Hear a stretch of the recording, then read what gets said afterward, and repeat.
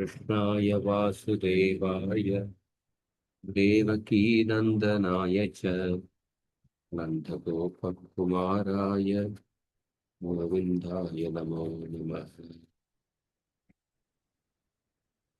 ॐ ज्ञानतिमिरन्दस्य ज्ञानाञ्जनशलाकया चक्षुरोन्मिलितं येन तस्मै श्रीगुरवे नमः। नमः ॐ विष्णुपादाय कृष्णप्रेष्ठाय भूतले श्रीमते भक्तिवेदान्त स्वामिन्निति नामिने। नमस्ते सारस्वती देवे गौरवाणी प्रचारिणे निर्विशेष शून्यवादी पाश्चात्य देशतारिणे। जय श्री कृष्ण चैतन्य प्रभु नित्यानंद श्री अद्वैत गदाधर श्रीवासादि गौर भक्तवृंद। हरे कृष्णा कृष्ण कृष्णा हरे हरे, हरे Ram Ram Ram Hare Hare.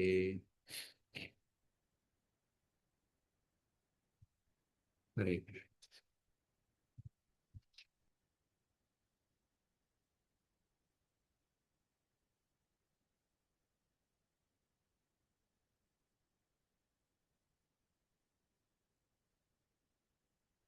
We'll begin the 13th anuccheda.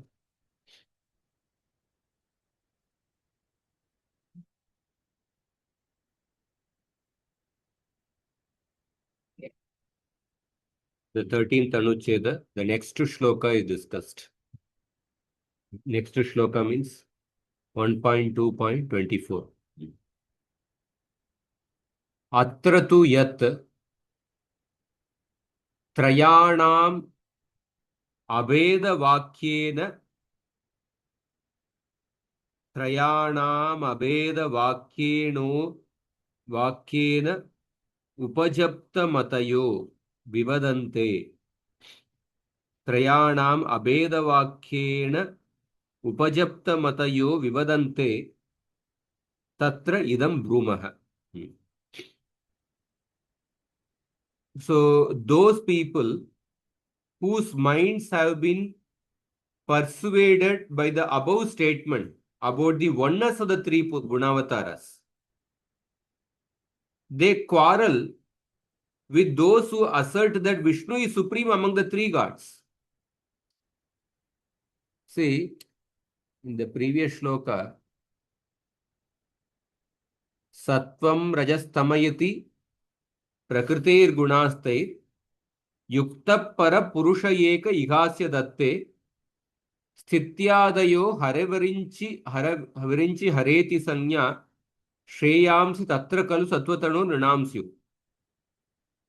The previous shloka it was mentioned that Sattva, Rajas and Tamas are three gunas of Prakriti. Accepting these gunas for the maintenance, creation and the destruction of the material world, the supreme person, the one supreme person, Yukta Para Purusha Eka Ihasya Datte, the one supreme person assumes three names, Hari, Virinchi and Hara. So people say by the shloka, that means all three are one only. The one supreme person only assumes these three names. Therefore, there are people who say that there is no difference between the three personalities. All are same. And they quarrel with those who accept Vishnu as the supreme. So, Trayanam Abeda Vakyena Upajapta Matayo. Abeda Vakyena Upajapta Matayo Vivadante Tatra Idam Brumaha. Those whose minds have been persuaded by the above statement about the oneness of the three Purushas quarrel. Vivadante means a quarrel. Quarrel with those who assert that Vishnu is the supreme among the three gods. So to those people, idam brumaha. To them we say the following. Yadyapi तारतम्यमिदं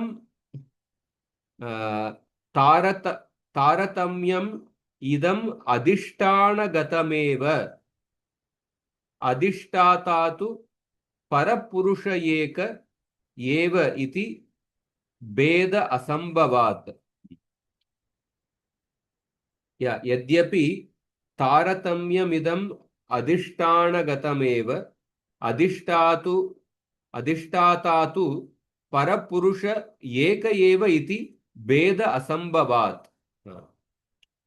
Although this hierarchy of relative superiority or inferiority of these deities is made only in relation to their respective posts, the presiding deity is the supreme Purusha, Parapurusha Eka, who is only one, since no distinction is possible in him. So the Taratamya, the superiority and inferiority, is made only in relation to the respective posts. Adhishthanagatameva adhishtatatu Parapurusha Eka Eva iti Beda Asambhavat. But the Parapurusha is only one. Because Beda Asambhavat, no distinction is possible in it. Satyam Eva Abeda Vakyam. Tatapi Tasya Tatra Sakshat va साक्षात्व भेदेन प्रकाशेन तारतम्यं दुर्निवारमेव इति सदृष्टान्तमाह. So the satyameva abeda vakyam, the statement of non-distinction is true. Tatapi, nevertheless, the gradation is indeed unavoidable. Taratamyam durnivaram. The gradation is unavoidable because of the recognition of the relative superiority or inferiority of these three gods due to their being. Because of the recognition of the relative superiority or inferiority of these gods due to their being either direct or indirect manifestations of Bhagavan. Sakshat va asakshatva bedena prakashena taratamyam durnivaram. So the Vishnu is the direct manifestation of Bhagavan. Brahma and Shiva are indirect manifestations of Bhagavan. So therefore Taratamya is unavoidable. That's what he is saying. Although the Abeda Vakya is true, but still the Beda Vakya is also unavoidable. Taratamya is unavoidable. That is what, although the Abeda Vakya, there is no difference between Brahma, Vishnu and Shiva, but still the Taratamya is unavoidable because Vishnu is the direct manifestation of Bhagavan and Brahma and Shiva are the indirect manifestations of Bhagavan. Sakshat va asakshatva bedena prakashena taratamyam durnivaram eva iti sadrishtantamaha. The Sutta Goswami is making this point by giving an example. That example is given, the example to illustrate the Taratamya is given in the next shloka.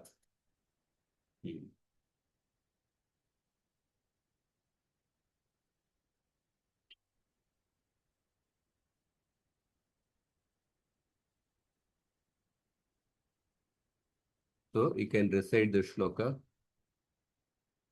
Parthiva daruno dhumah पार्थिवादारुणो धूमः तस्मादग्निस्त्रयीमयः तस्मादग्निस्त्रयीमयः तस्मादग्निस्त्रयीमयः तमसस्तु रजस्तस्मात् तमसस्तु रजस्तस्मात् तत्त्वं यद्ब्रह्मदर्शनम्. तत्त्वं यद्ब्रह्मदर्शनम्. Can read the translation. Just as smoke Just as smoke is better than wood, which is a product of earth, and fire is superior to smoke, because one can perform Vedic sacrifices with it, so Rajas is superior to Tamas and Sattva, which leads to realization of absolute, is superior to Rajas. So smoke is superior to wood, fire is superior to smoke. Because with the fire one can directly perform the Vedic sacrifice. Tasmad Agnis Trayimayah. Rajas is superior to Tamas, and Sattva Guna is superior to Rajas. Because Sattva Guna leads to realization of the absolute. Sattvam Yat Brahma Darshan. So Parthivan Natu Dhumavad Amshena Agneyat. Natu Dhumavad Amshena Agneyat Tatayev वेदोक्तकर्मणः साक्षात् प्रवृत्तिप्रकाशरहितात् दारुणो यज्ञीयान् मतनकाष्ठात् सकाशाद् अंशेन आग्नेयो धूमस्त्रयीमयः पूर्व अपेक्षया कर्माधिक्याविर्भावास्पदम्. So the wood is the product of the earth. And thus, unlike the smoke, the wood is Parthiva. Parthiva means, Parthiva comes from the word Prithvi. The product of Prithvi is called as Parthiva. The wood is the product of the earth, but Natu Dhumavad Amshena Agneyat. But unlike the smoke is Amshena Agneyat, means the smoke is partially made of fire. Partially made of fire. And Tatayeva Vedokta Karmanah Sakshat Pravritti Prakasha Rahitat. From this it follows that wood is devoid of light. Pravritti Prakasha Rahitat. Wood is devoid of light. And therefore wood is not directly functional in the Vedic rituals. So better than the wood used to kindle the sacrificial fire is the smoke itself. Because smoke being partly made of fire can be called Trayimaya, because it has comparatively greater utility in the Vedic rituals. Furthermore, superior even to smoke is the fire itself, since it is directly the element in which the Vedic sacrifices are performed. Tasmadapi Swayam Agnis Trayimayah Sakshat Tadukta Karmavir Bhavaspadam. See, wood is not directly used. Wood, when it becomes smoke, that smoke is used in the sacrifice. And even better than smoke is the direct fire, because fire is directly used in the sacrifice. So, because the wood is devoid of light, therefore it is not directly. Sakshat Pravritti Prakasha Rahitat Daruno Yagyivan Matana Kashtat Sakshad Amshena Agneyo Dhumastrayimaya Purva Apekshaya Vedokta Karmadikyam Avirbhavaspadam. So, the analogy is very direct in the sense that smoke is better than the wood, and fire is even better than the smoke, because fire is directly used in the Vedic sacrifice. And compared to wood, smoke is even better. And you compare it to smoke, even the fire is even better. So, Yevam.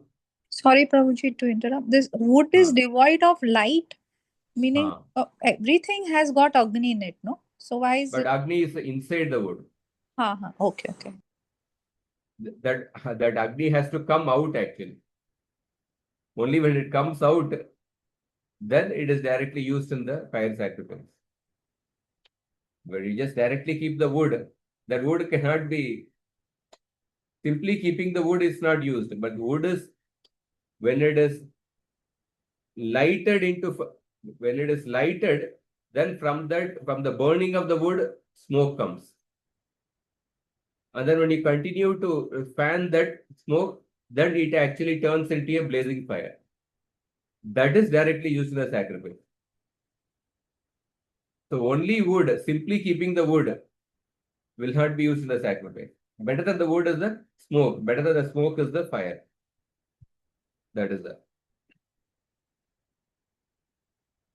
So evam काष्ठस्थानीयात् सत्वगुणादि गुणवत् सत्वगुण विदूरात् तमसः साक्षात् धूमस्थानीयं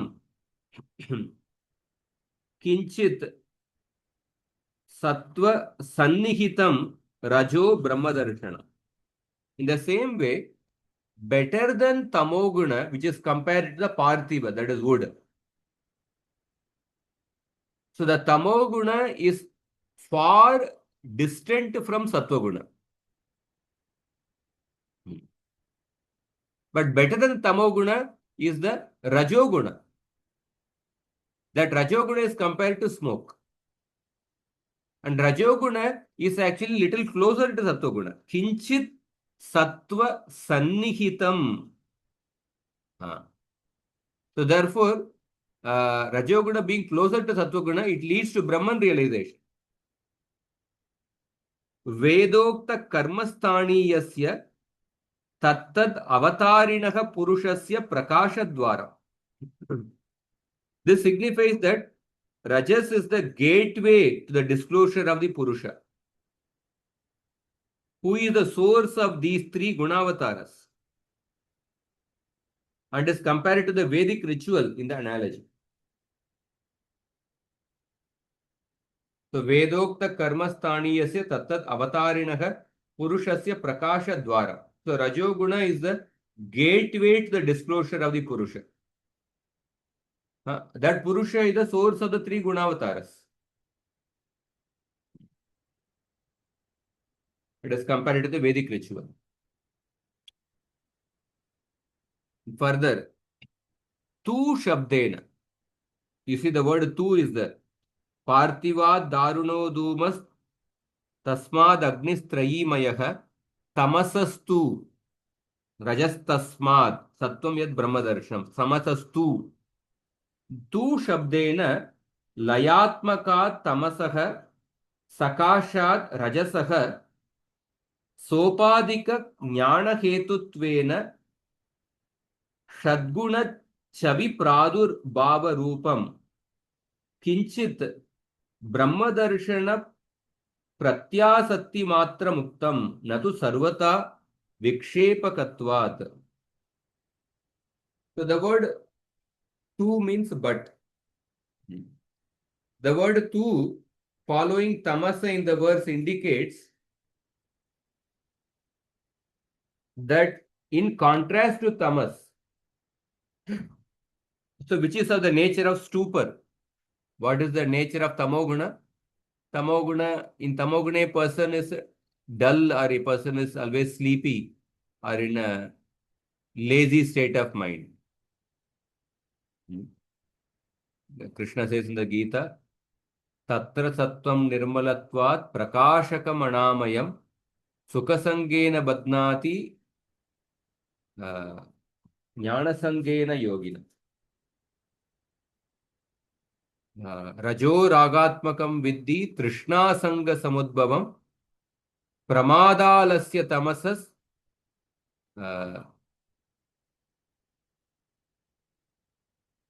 so pramada alasya.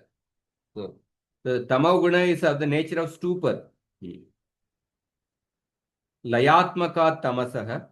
Rajas is said to be merely in closer proximity to something a little akin to Brahman realization. So in contrast to tamoguna, Rajoguna is said to be merely in closer proximity. Rajasah sopadika jnana hetutvena षद्गुण छवि प्रादुर्भाव रूपम किंचित ब्रह्मदर्शन प्रत्यासाति मात्र मुक्तम न तो सर्वथा विक्षेपकत्वात्. Rajas is said to be merely in closer proximity to something a little akin to Brahman realization.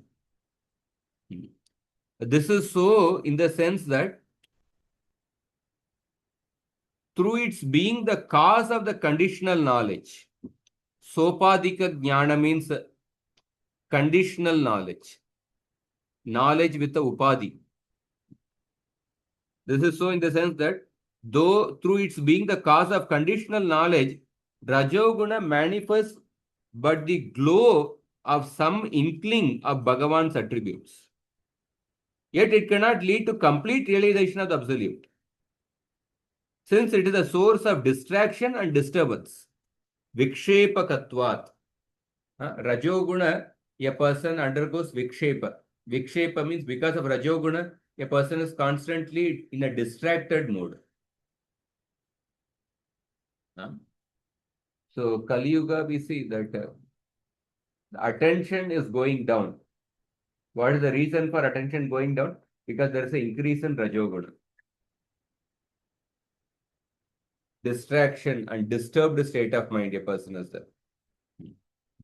So, Rajoguna cannot lead to complete realization of absolute truth, because in Rajoguna a person is constantly in a disturbed state of mind. He is in a distracted state of mind. But at the same time, Rajoguna is superior to Tamoguna, because Rajoguna manifests the outer glow of some inkling of Bhagavan's attributes. Sopadika jnana hetutvena shadguna chavi pradurbhava rupam. Chavi pradurbhava rupam means the outer glow of the inkling of the Bhagavan's attributes. Kinchit brahma darshana pratyasatti matra muktam natu sarvata vikshepakatvat. So, in the case of Tamoguna, layatmakat, a person is in a stage of stupor.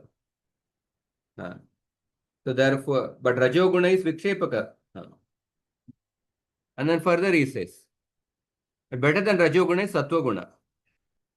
Yad agnistaniyam sattvam tat sakshat brahmano darshanam. As to Satvaguna, which is compared to the fire, it is direct realization of Brahman. Sakshadeva samyak tattad gunarupavir bhavadvaram shanta swachya swabhavatmakatvat. It is directly and properly the gateway to the appearance of the qualities and form of the Absolute, because its nature is inherently peaceful and pure. Shanta swachya swabhavatmakatvat. Shanta, Sattva-guna, inherently it has the nature of being peaceful, and swachya swabhava, pure nature. In the case of Tamoguna, the word uses layatma, layatmakat. In the case of Rajoguna, the word used is vikshepakatvat. In the case of Sattva-guna, the word used is shanta swachya swabhavakatmat. In Tamoguna, a person is in a state of stupor. He is always sleepy or lazy. Rajoguna, there is some action involved. He is not in a state of stupor, but he is in a distracted or in a disturbed state of mind. In Tamoguna, one is peaceful and one is pure by nature. So therefore, it is directly and properly the gateway to the appearance of the qualities and form of the Absolute. Ato Brahma Shivayor Sakshatvam Shri Vishnautu Sakshatvam Siddhamiti Bhavaha. Ato Brahma Shivayor Asakshatvam Shri Vishnautu Sakshatvam Siddhamiti Bhavaha. Therefore, it is concluded that the Absolute is only indirectly manifest in the forms of Brahma and Shiva. Brahma Shivayor asakshatvam. Asakshatvam means indirectly. Vishnu to sakshatvam, but directly as Vishnu. So that is why it is mentioned. Because the one Purusha manifests as Brahma, Vishnu, and Shiva. So Brahma, Vishnu, and Shiva in relation to the three gunas, Sattva Guna, Rajoguna, and Tamoguna. When Rajoguna and Tamoguna, in Rajoguna and Tamoguna, the absolute truth is indirectly manifest. Absolute is only indirectly manifest in the forms of Brahma and Shiva. But Vishnu is directly the manifestation of Bhagavan. Because in Vishnu, there is no touch of the three gunas. In Brahma and Shiva, there is the contact of the gunas are there. Rajoguna and Tamoguna are there. So therefore, the absolute is only indirectly manifest. Therefore, it is mentioned in the Vamana Purana. You can repeat the shloka.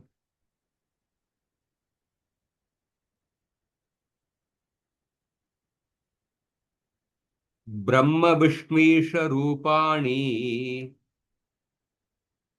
Brahma Vishnish Rupani Trini Vishnur Mahatmanah Trini Vishnor Mahatmanah Brahmani Brahma Rupasa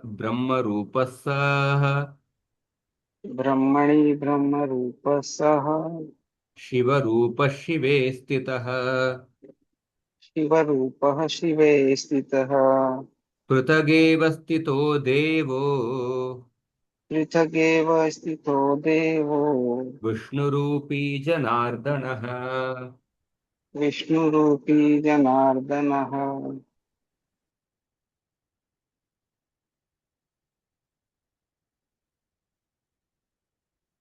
So you can read the translation, Vamana Purana.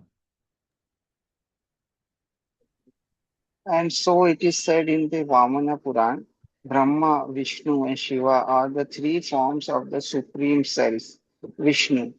Bhagwan Janardana, whose own form is that of Vishnu, though situated in Brahma is in the form of Brahma, and in Shiva, in the form of Shiva, is established exclusively in his own independent form. Prabhuji, one question I have. Actually, that might be silly question. So whenever it is said that one supreme is manifested in three, so that one supreme is referred to the quadruple expansion as who is Narayan or Lord Shri Krishna. Means exactly to whom it is referred.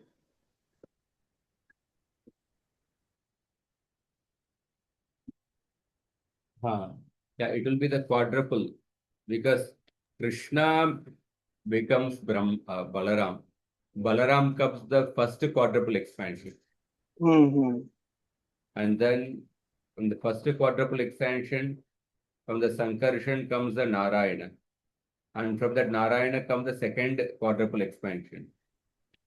And then from that Sankarshana comes the Mahavishnu, second quadruple Yes. expansion. Okay. So, Okay. like that. Like that. So here we see, so So Brahma, Vishnu and Shiva are first the quadruple, right? First one, right? Not the second one.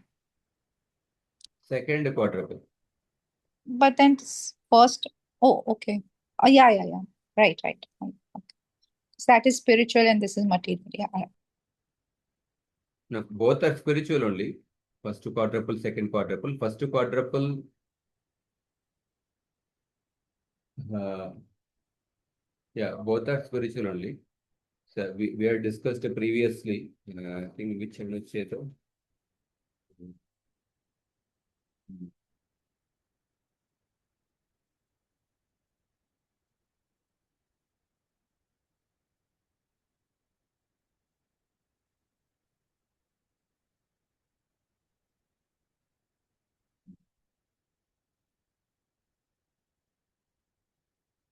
Yeah.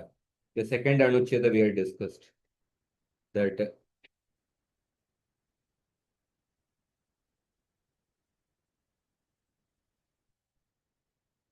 there are two categories of Chaturvyuha.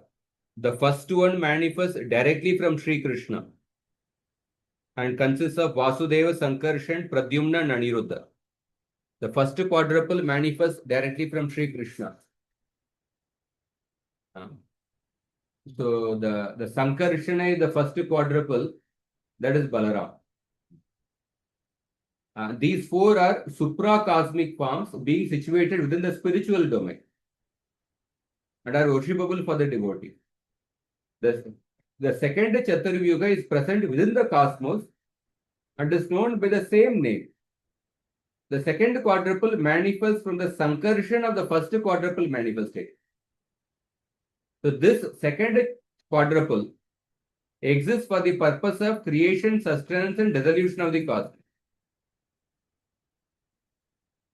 So the first quadruple is there in the spiritual realm, and from the first quadruple, the second quadruple manifests. From the first quadruple, the Sankarshan is there. From that Sankarshan comes, I think, Narayana. From Narayana comes the second quadruple.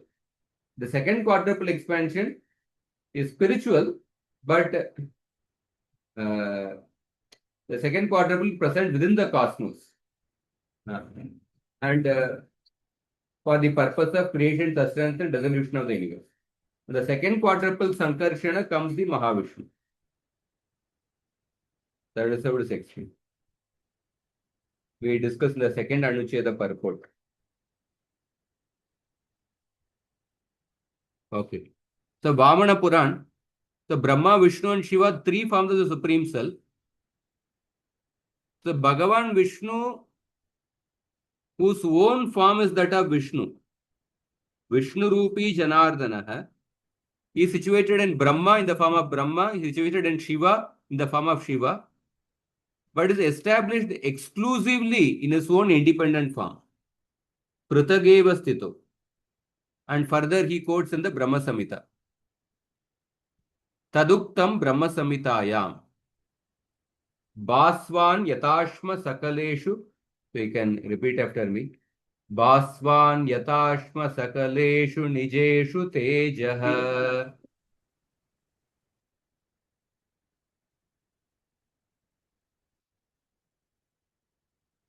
Somebody can repeat. भास्वान् यथा श्वेषु निजेषु तेजः स्वीयं कियत् प्रकटयत्यपि तद्वतत्र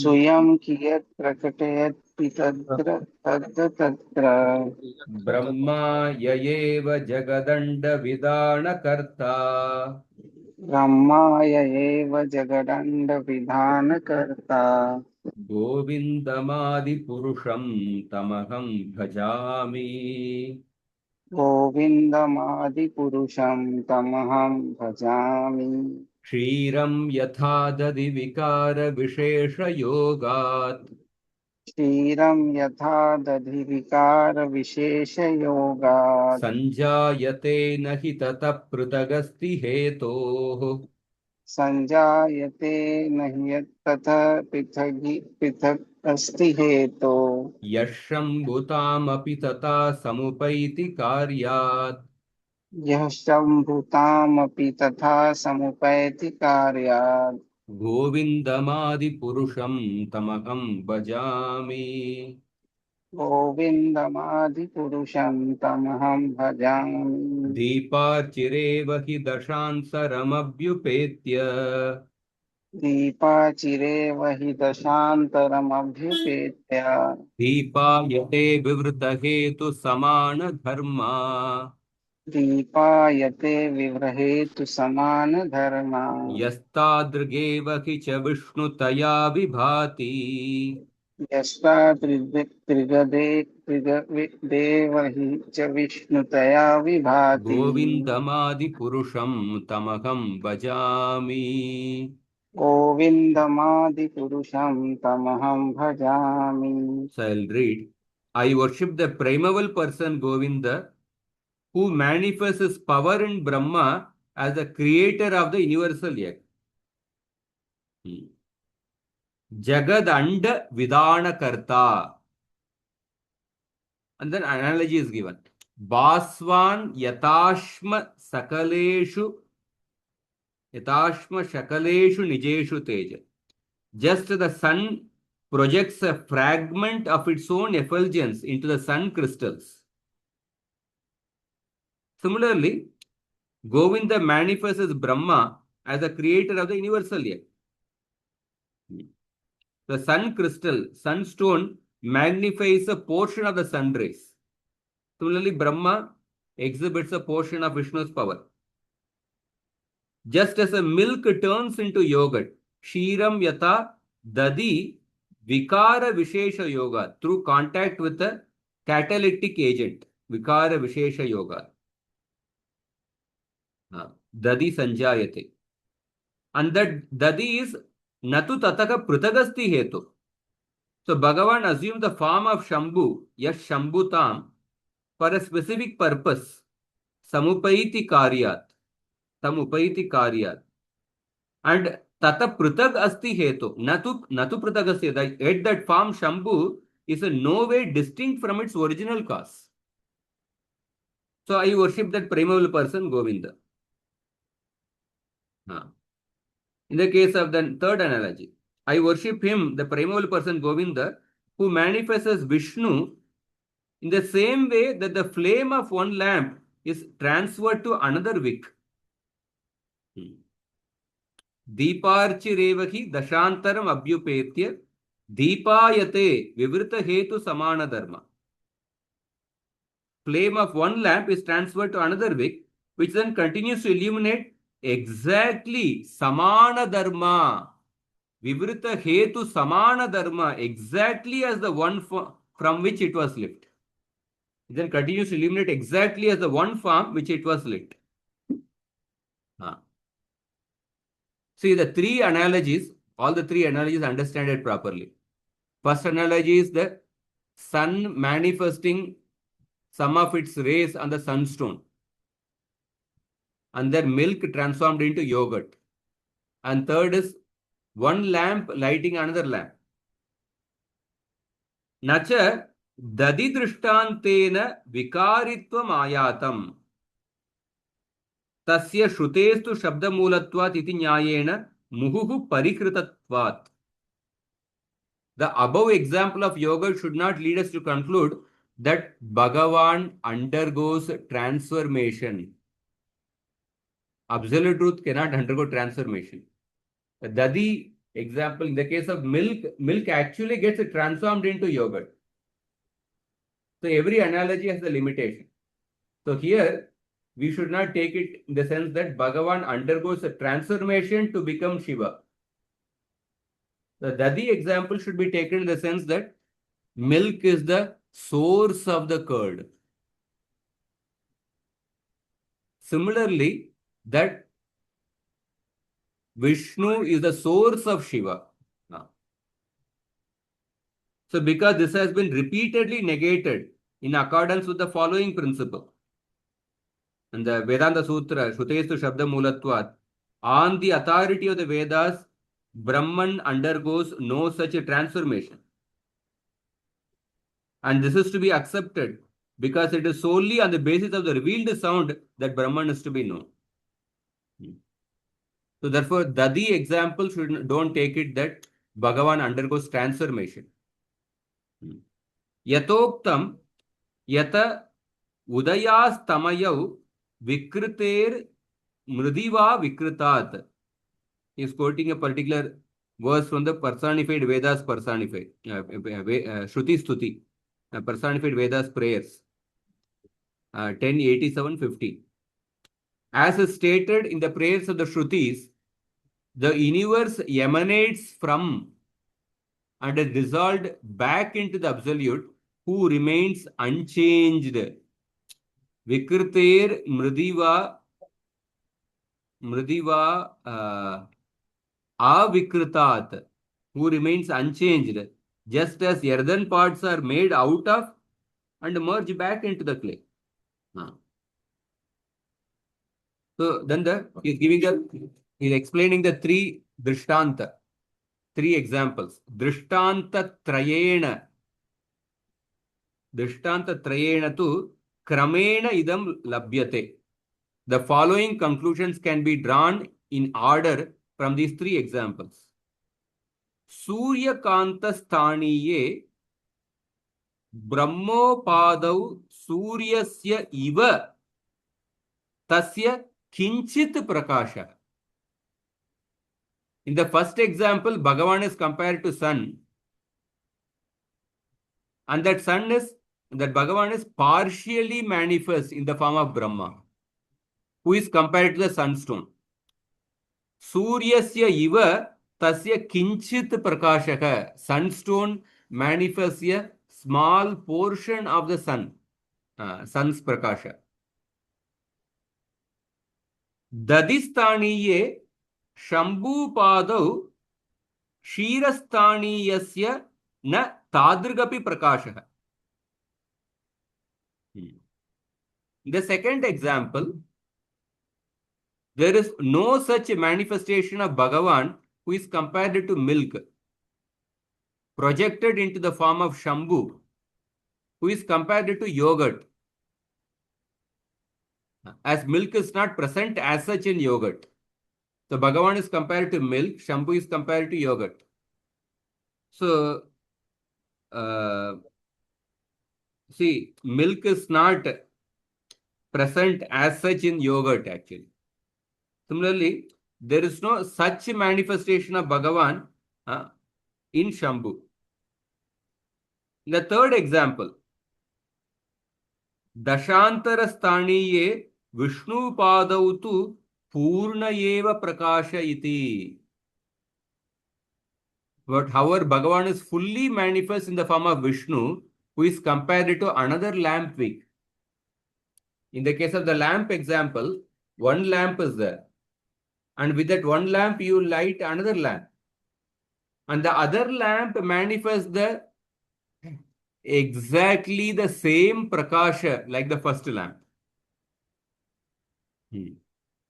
So therefore, Vishnu is the direct manifestation of Bhagavan.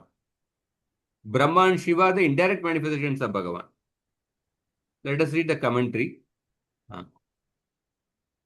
So although the one Purusha is manifest as Brahma, Vishnu and Shiva, and there is no difference between them, they cannot be considered as equal. Because Vishnu is directly the Supreme Person and the other two are not. And the gradation is illustrated with the example of wood, smoke and fire. So wood is inferior to smoke because no Vedic sacrifice can be performed with wood alone.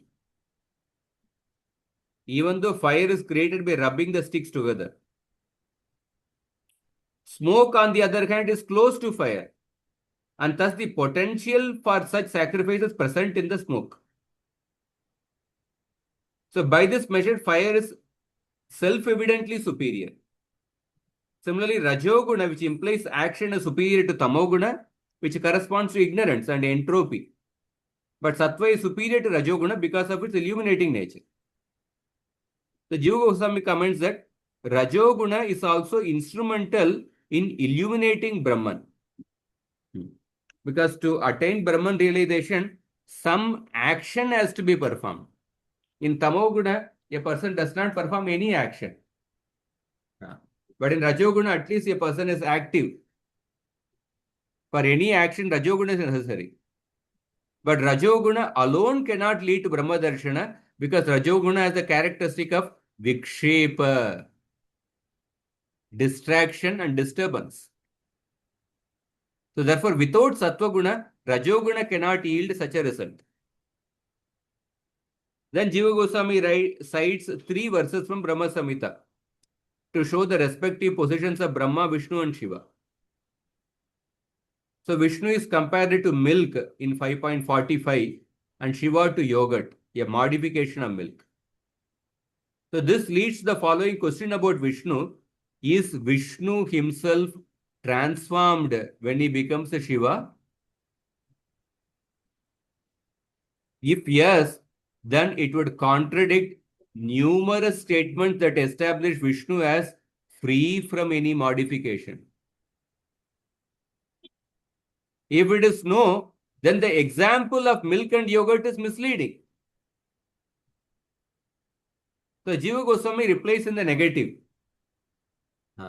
Vishnu is not transformed into Shiva. Vishnu has trans-rational powers. Trans-rational powers means those achintya shakti,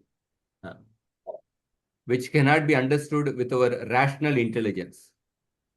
By those trans-rational powers, Vishnu does not undergo any transformation to become Shiva. He doesn't undergo any transformation to become Shiva. So the example usually Prabhupada also gives the example of Chintamani. Chintamani, it can create objects just by a person's will. And the Chintamani itself does not undergo transformation, but it produces many objects. Chintamani is a magical gem that transforms whatever it touches into gold or whatever else one may wish for. Although the existence of such gems is evidently not scientific or empirically verified reality, it is a metaphor that conveys a particular idea. In this case, that of transforming without being transformed. Chintamani, whatever Chintamani touches, it transforms that into gold, but Chintamani itself remains untransformed. Similarly, Vishnu becomes a Shiva without undergoing transformation. So it is not meant to be taken literally. Every language has its peculiarities, and problems arise when we translate culture-specific ideas into a completely foreign language. Sometimes the word dharma, how is the word dharma is translated in English? Dharma is translated as religion. But dharma has a very deep meaning actually. So many shades of meaning are present in dharma. But when we translate it to English, all those meanings are not captured actually. When we translate as religion, all those meanings are not captured. So every language has its peculiarities and problems arise when we translate a culture-specific ideas into a completely foreign language. In Sanskrit, such things are called kavi prasiddhi or poetic testimony, which require no other proof. Some other examples are the ability of a swan to separate water from milk, or the Ashoka tree, which is said to bloom only when kicked by a beautiful damsel. So these are actually these particular things, swan or Ashoka tree, these are such things are a touchstone. These things may not be present in the modern scientific world. Show me touchstone. There is no verifiable. We have not seen touchstone. But these examples are there in the Vedic culture. And these examples are there to explain a particular concept. So in the Puranas, the touchstone can create object just by a person's will. This seems illogical, but if such a thing exists, then we are forced to accept that it has some transrational power. So Brahma Sutra cited here implies that Bhagavan has inconceivable powers by which he can perform otherwise impossible deeds.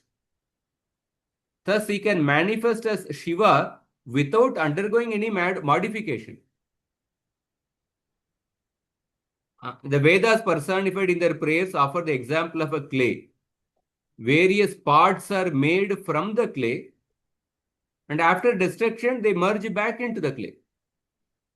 In this process, clay itself does not transform into something else. Similarly, Vishnu manifests as Shiva without undergoing any change in himself.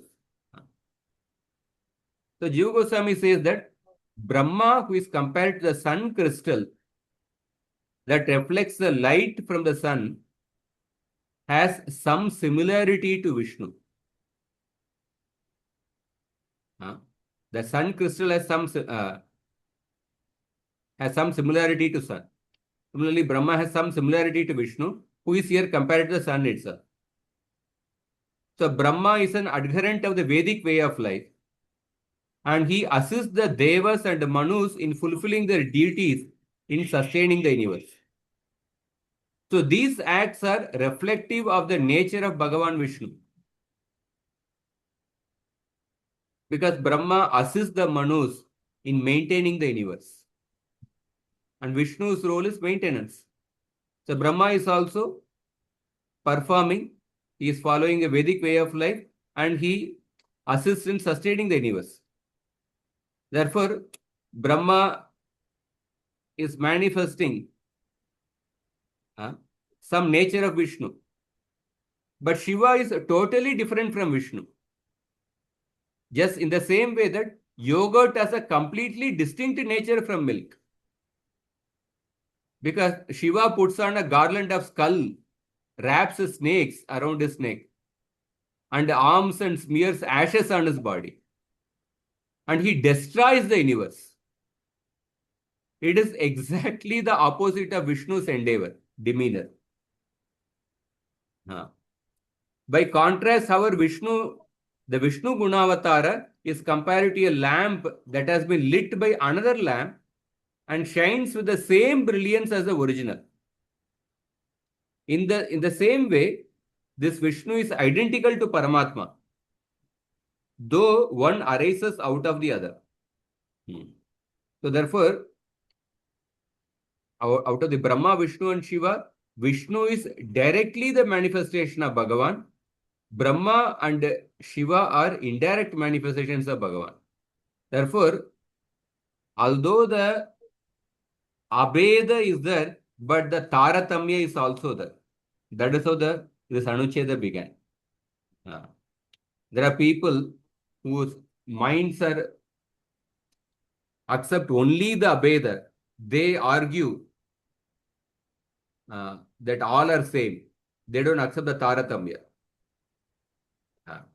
That's why Jiva Goswami began by saying, although the hierarchy of the relative superiority or inferiority is made only in relation to the respective pose, the presiding deity, the supreme person, who is only one.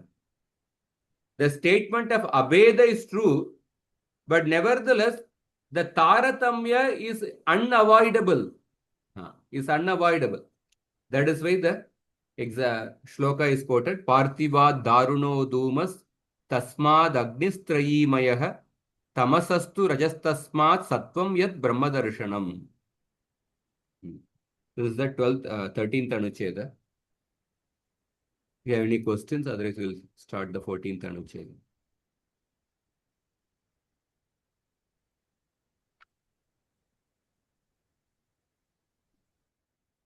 So then, Prabhuji, yes. in the last paragraph, the Gunavatara comparison is given but the example is given as a Paramatma.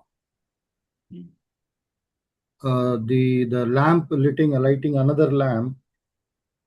The comparison is given for the Gunavataras, but Paramatma is not a Gunavatara. Paramatma is a Gunavatara. Vishnu. Paramatma is Vishnu. Vishnu is one of the Gunavatara. Okay.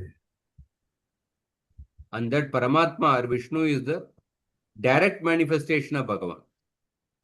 The other two Gunavataras, Brahma and Shiva, are indirect manifestations of Bhagavan. The Brahma is compared to the sunstone. Sunstone manifests only a partial prakasha of the sun. Brahma manifests only a partial power. And Shiva is compared to yogurt and Vishnu is compared to milk. Yogurt is actually has the exactly opposite characteristic of the milk. But when the Brahmeti Paramatmeti Bhagavan iti Sapyate, in that Paramatma and this Paramatma, they both are same Paramatma we are discussing? Yeah, Paramatma is same. Paramatma No, but when, is... okay, when in that case, Brahman is totally not coming under any of the guna, this thing, and even Vishnu also not coming under any guna. Though this Vishnu is said to be a Gunavatara,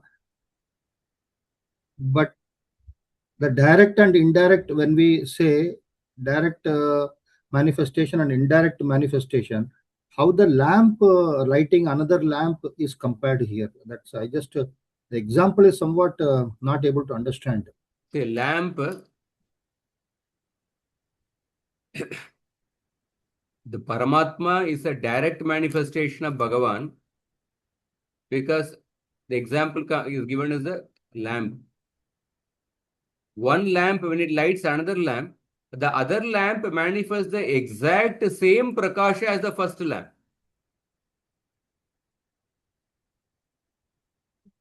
Same prakasha as the first lamp. Although still there is a difference between the first lamp and second lamp, but it manifests the same prakasha as the first lamp.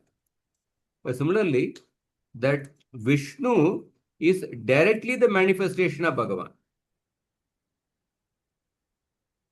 But Brahma manifests only the partial power. Just like a sunstone manifests only the partial power of the sun. And Shiva is also the indirect manifestation of Bhagavan. Because Shiva has in touch with the three gunas, Tamoguna and Rajoguna. But Vishnu is never in touch with the three gunas. Vishnu is indifferent to the three gunas.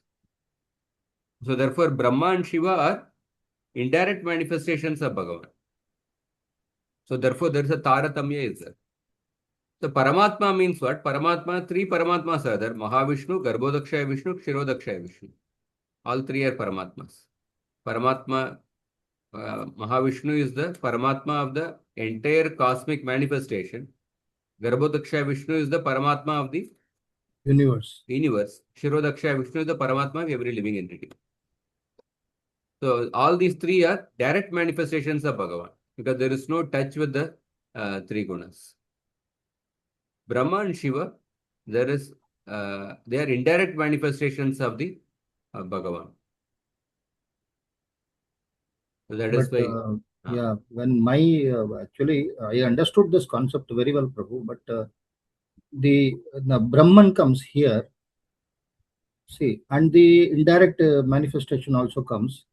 It seems that the indirect manifestation is totally from Vishnu. When I draw a plotting, right, from Vishnu, say from the Adi Purusha, the further down to quadruple, then comes the Vishnu, then comes the indirect manifestation. But Brahman comes, that means after the Brahman is the impersonal aspect, formless aspect of the absolute truth. The word Brahman, of course, is used for the absolute truth. Brahmeti Paramatmeti Bhagavaniti Shabdyate. In that shloka, the word Brahman refers to the formless, qualityless aspect of the absolute truth. So Brahman is not actually an avatara, right? Brahman is another aspect of Lord only, of course, yes. Brahman is the formless, qualityless aspect of the absolute truth. Avatar, the Bhagavan's different forms, they take avatar in this world for establishing dharma, protecting the devotees. Brahman is the formless aspect of the absolute.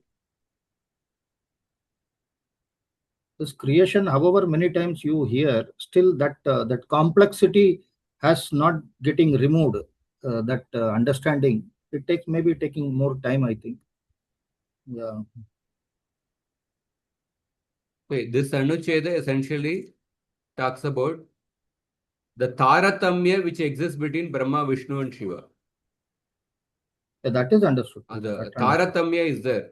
Taratamya, it is illustrated through the Parthiva Daruno Duma Tasmad Agnis Trayim. Brahma is the presiding deity of Rajoguna. Shiva is the presiding deity of Tamoguna. Vishnu is the presiding deity of Sattva-guna. So the Taratamya is differently shown that smoke is superior to wood and fire is superior to smoke. Rajoguna is superior to Tamoguna, Sattva-guna is superior to Rajoguna. Because from Sattva-guna, a direct realization of absolute truth occurs. Rajoguna is a gateway. Tamoguna, because of stupor, one is in the mode of ignorance. One cannot attain any realization of absolute truth. In Rajoguna, at least a person comes close, but because of the distracted state of mind, disturbed state of mind, one cannot attain realization of absolute truth. And Brahma is the presiding deity of Rajoguna, Gunavatara. Shiva is the presiding deity of Tamoguna. So, but Vishnu is the presiding deity of Sattva-guna. So, and because from Sattva-guna only direct realization of absolute truth occurs, this itself shows that Vishnu is a direct manifestation of the Bhagavan. Correct. Brahma and Shiva are indirect manifestations of Bhagavan.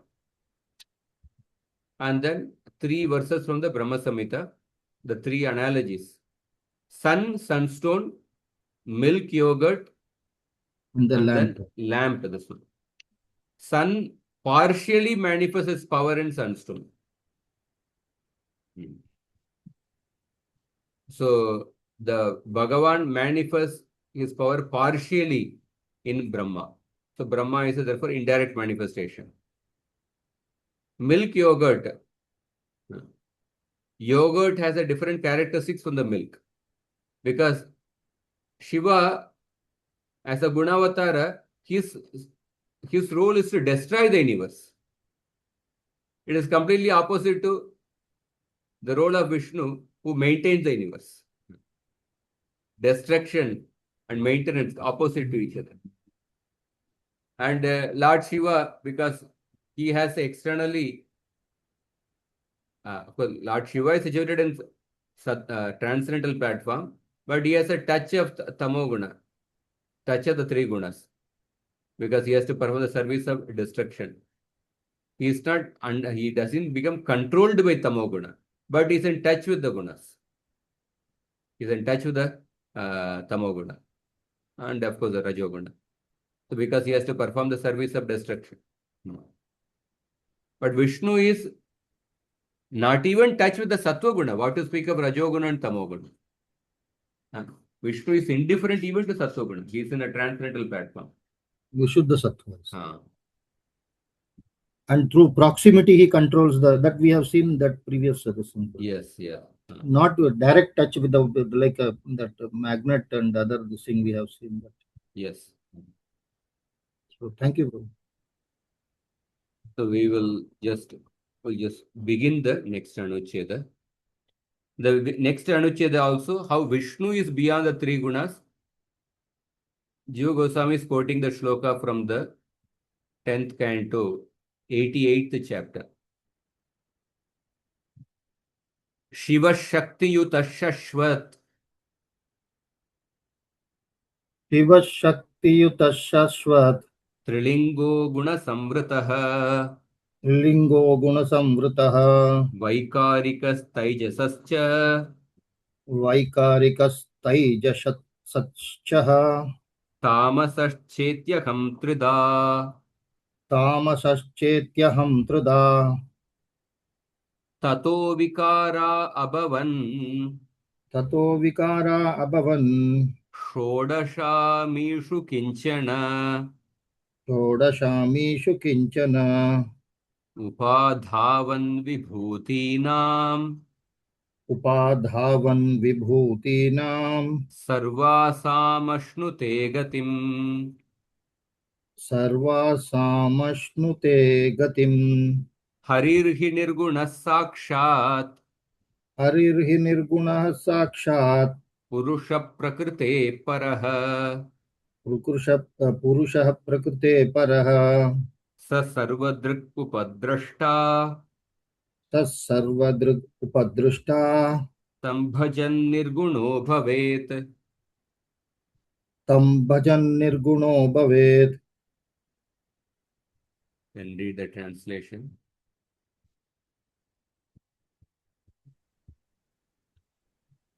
Sri Sukadeva Goswami confirms the same supremacy of Vishnu in 3 verses. Shiva ever remains united with his energy as Trilinga, he who bears 3 marks. He is endowed with the 3 gunas of nature. He presides over the conditional I principle, Ahankara or ego, which is threefold, Satvika, Rajasika and Tamasika.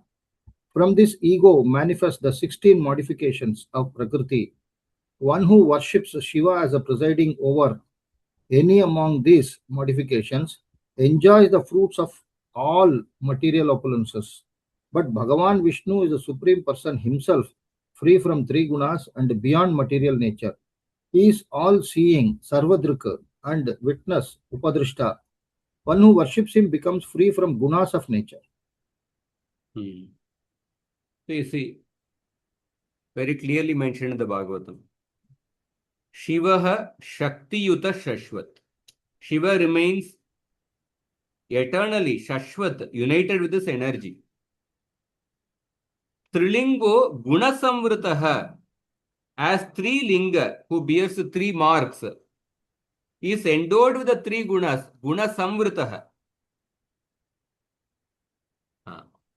And Vaikarika, Taijasastha, Tamasascha, Ityaham, Trida.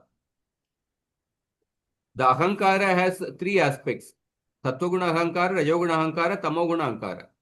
Sattva-guna Ahankara is called as Vaikarika, Rajoguna Ahankara is called as Taijasa, and Tamasa is a Tamoguna Ahankara. And the Lord Shiva is the presiding deity of the Ahankara.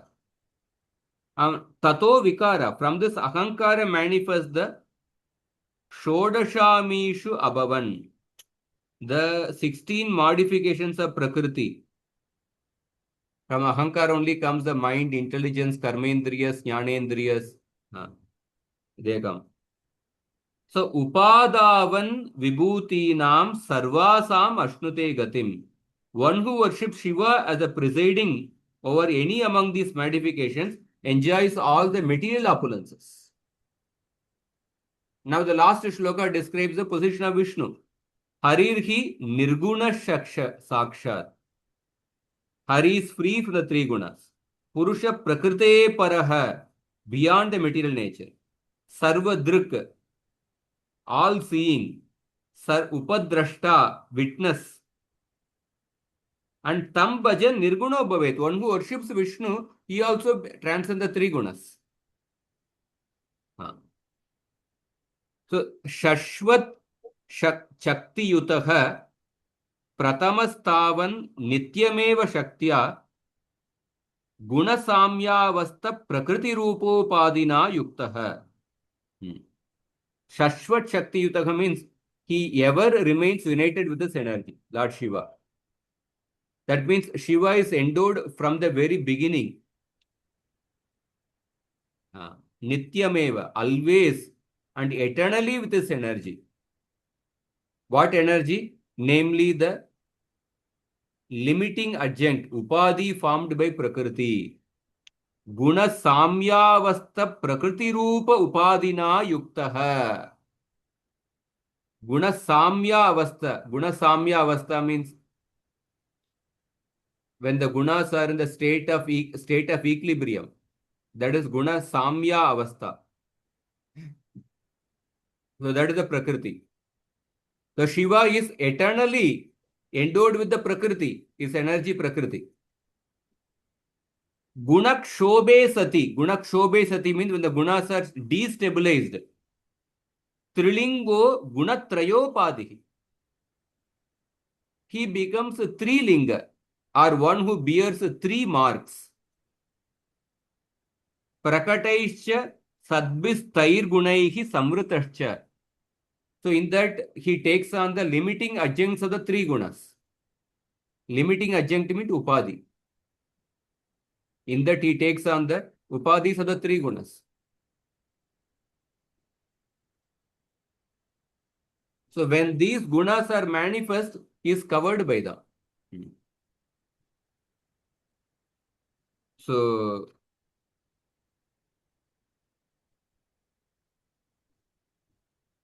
we'll continue from the next this one. Nanu tama upaditvam eva. Next class will continue. 14th and 15th anuccheda, probably 16th also will cover.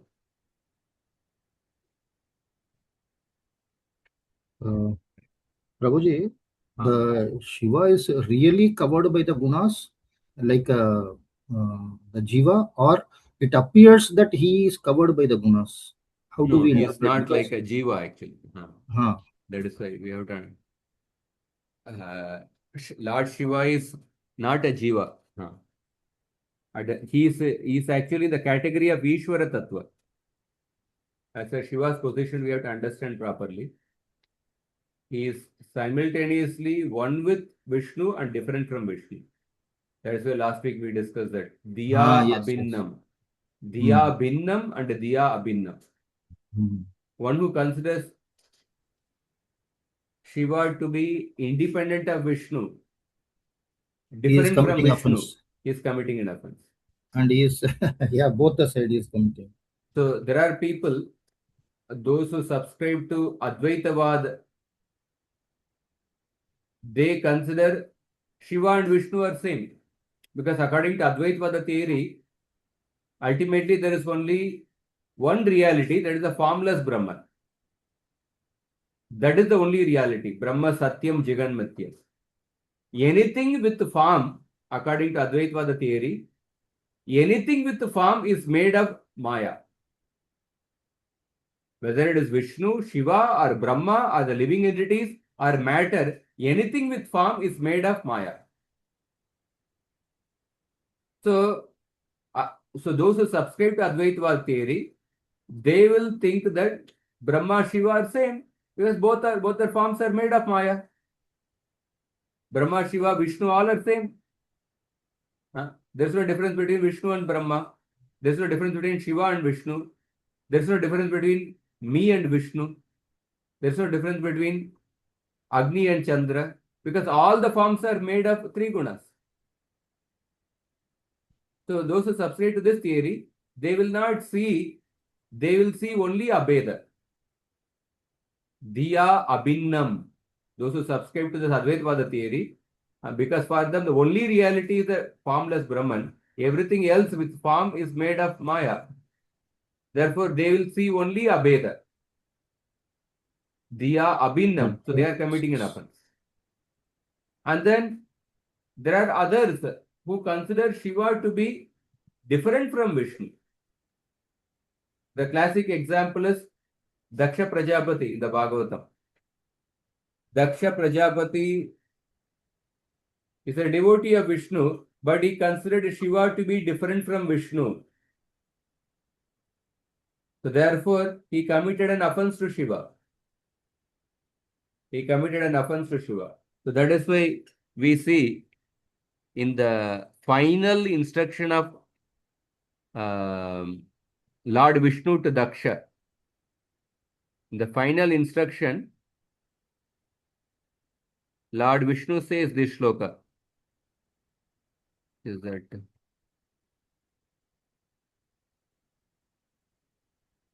see this shloka. Aham Brahma cha Sharvascha Jagatak Karanam Param. I am Brahma and I am Sharva. And in this way, I am the supreme cause of the universe. Trayanam Ekabhavanam Yona Pashyati Vaibidam Sarvabhutatmanam Brahman Sashantim Adhigachyati. One who does not consider Brahma, Vishnu or Shiva in general to be separate from the Supreme, one who knows Brahman actually realizes peace. Because Daksha saw Shiva to be separate from Vishnu. Therefore, he offended Shiva. He disrespected Shiva. Suppose,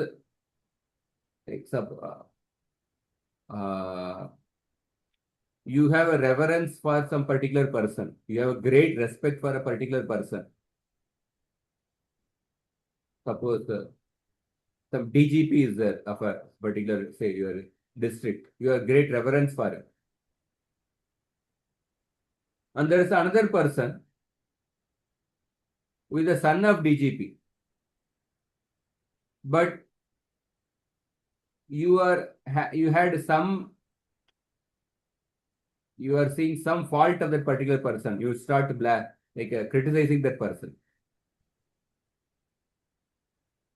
Suppose if you know that this person is the son of the DGP, whom you have great reverence, will you criticize him the same way? You will not criticize.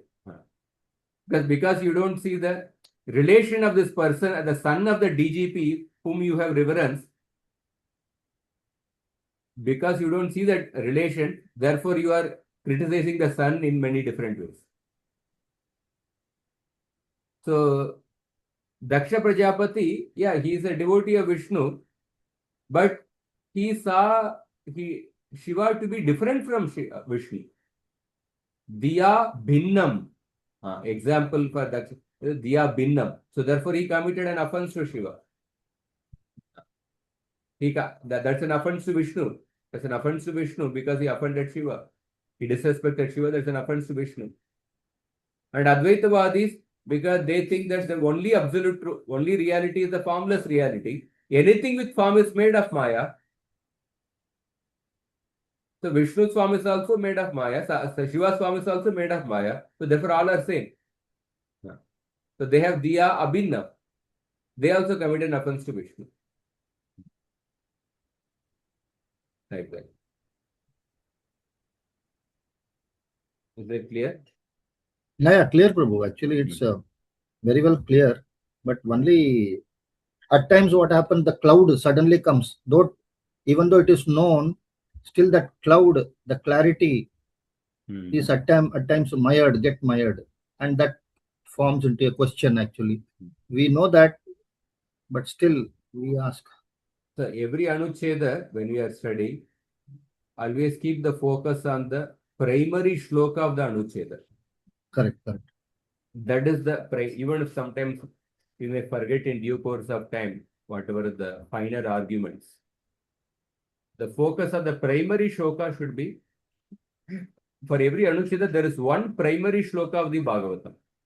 And that primary shloka of the Bhagavatam is explained, understand that meaning properly, and then supporting statements are given. Supporting statement you may remember, you may not remember, but the primary shloka of the Bhagavatam of each anucheda, that should not be forgotten. At least, actually, we make mistake of deviating from the anucheda and going into the mainstream of Bhagavatam, which is actually not to be done. We should stick to the anucheda. See we have to come back to understanding that we are in that is this one. I mean the Paramatma Sandarbha. We should stick to that. But going into Bhagavatam deeper and deeper, trying to go studies of Bhagavatam here should not be done. Actually, in my end, now whatever in relation to that. Only that portion we have to analyze and keep it in memory. That's how we should go. Yes, Prabhu. Yeah, thank you, Prabhu.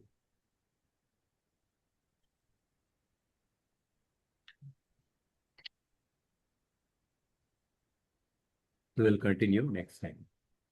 Hare Krishna. Hare Krishna, Prabhu. Thank you, Prabhu. Hare. Thank you, Prabhu. Grantara Srimad Bhagavatam ki jai. Jai. Prabhupada ki jai. Jai. Gaurav. Jai.